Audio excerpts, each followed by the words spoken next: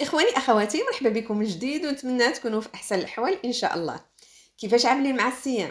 نتمنى تكون مائدة الفطور ديالكم تكون صحية باش تستافدوا منه من الناحية الصحية. قبل ما نقدم لكم وصفة اليوم عندي لكم سؤال.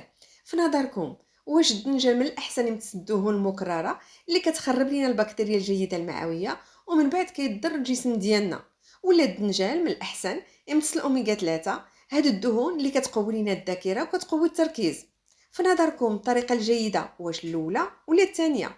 بالطبع الطريقة الثانية، يعني يمتص لينا الأوميغا 3، لأن كما كتسمعوا لأن كثير من الناس كيتشكاو من النسيان وعدم التركيز. الناس راه كيقول ما بقيناش كنعقلوا، ما بقيناش كنقدروا نركزوا، وخاصة حتى الأطفال مع الأسف. والحل موجود في دهون الأوميغا 3 كما شرحت لكم إحدى الفيديوهات السابقة اللي دخلتوا معايا للدماغ ديالنا وشاهدتوا كيفاش الأوميغا 3 كتسهل مرور المعلومة وكنقدروا نركزوا وكذلك كنقويو الذاكره ديالنا كما شرحت في احدى الفيديوهات السابقه. بالنسبه للاشخاص اللي ما شاهدوش هذا الفيديو غنترك لكم الرابط في صندوق الوصف.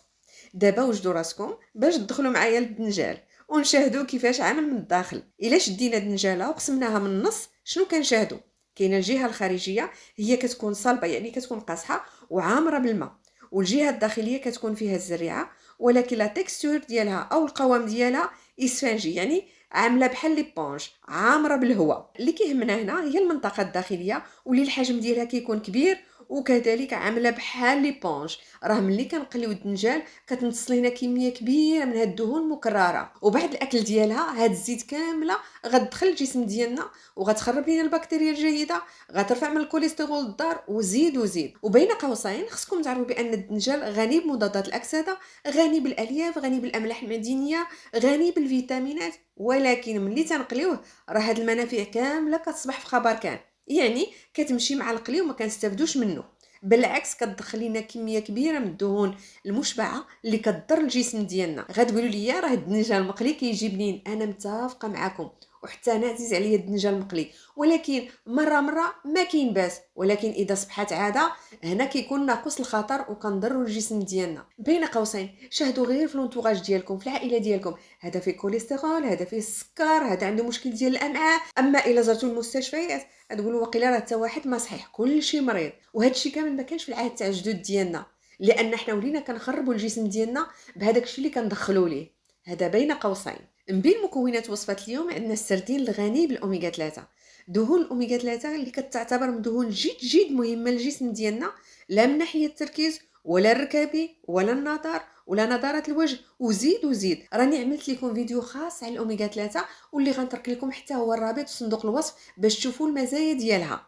لهذا السبب استعملت الدنجال في وصفه اليوم، بما ان عندنا السردين باش يمتص لينا دهون اوميغا 3 بما انه مثل الاسفنج، وبعد الاكل ديالو غنستافدوا من الاوميغا 3 وحتى المنافع الكثيره ديال الدنجال. نتمنى تكون وصلتكم رسالتي علاش غنستعمل الدنجال مع السردين. السردين غني بالاوميغا 3، الدنجال عامل بحال الاسفنج غيمتصها وملي غناكلوه غنستافدوا منه يعني ما غيضيعش. نمروا الان لوصفه اليوم واللي هي جد صحيه وفي نفس الوقت راه ما غتوقفوش كثير في المطبخ. انا استعملت هذا النوع ديال الدنجال اللي كيكون طويل، ولكن راه يمكن لكم تستعملوا الدنجال العادي اللي موجود عندكم، غير خصكم تقطعوه ديال لاميل رقاق باش يعطيكم الطعم ملي غتكونوا كتلويوه، وكذلك ما ياخذش الوقت في الطياب، بحيث راه ما غنقليش، راه غنعملوه في الفرن باش نستافدوا من المنافع تاع المواد كامله ديال هذه الوصفه. الا لاحظتوا المواد كلها بسيطه ولكن راه جد قويه من الناحيه الصحيه.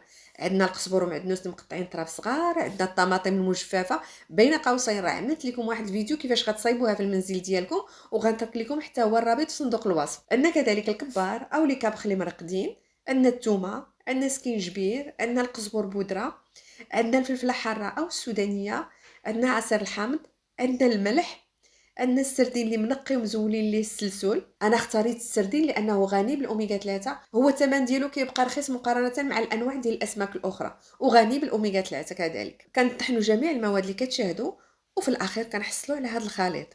كناخذوا الدنجال اللي قطعناه رقيق كما كتشاهدوا ومن بعد كنعمروه بالخليط ديال السردين.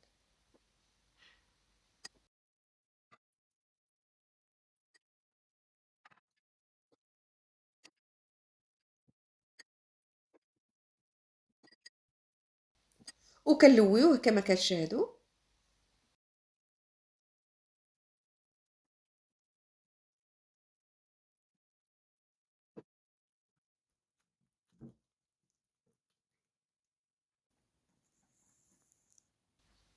وفي الأخير كندهنوه بزيت الزيتون وكندخلوه للفرن.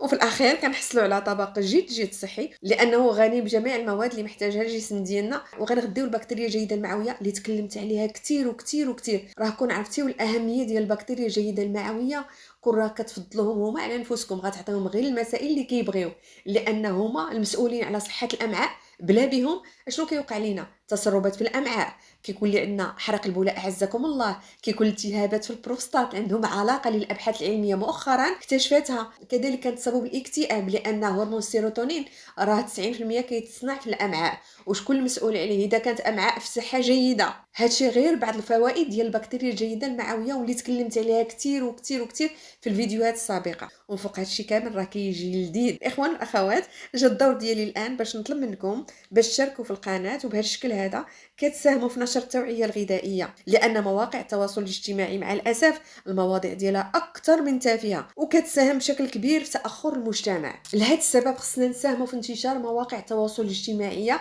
اللي كيكون المواضيع ديالها هادفه، لا في الاكل لا في العلم لا في الدين، اي حاجه اللي غتنفعنا وغترجع بالمنفعه للمجتمع. هذا بين قوسين. الحلقه القادمه ان شاء الله غنقدم لك وصفه جد صحيه اللي غنعوضوا بها الخبز المعمر بالكبسه، اللي الهضم ديالو كيكون صعيب، وكذلك غني بالنشا، هذاك الدقيق الموجود في الخبيزات او في المسمنات، وكذلك غني بالدهون الضاره. غنعوضوا لكم بخبيزات المكور معمرين بالسردين، واللي هو جد صحي، ما كيحتويش لا على دقيق، ما كيحتويش على النشا، وما كيحتويش على المواد اللي كضر الجسم ديالنا. كله 100% صحي، وكيحتوي على المواد اللي محتاجها الجسم ديالنا. نتمنى تكونوا استفدتوا من حلقه اليوم، والله يخليكم ما تنساوش تنخرطوا وتشغلوا زر الجرس باش يوصلكم الفيديوهات ملي غنحطهم.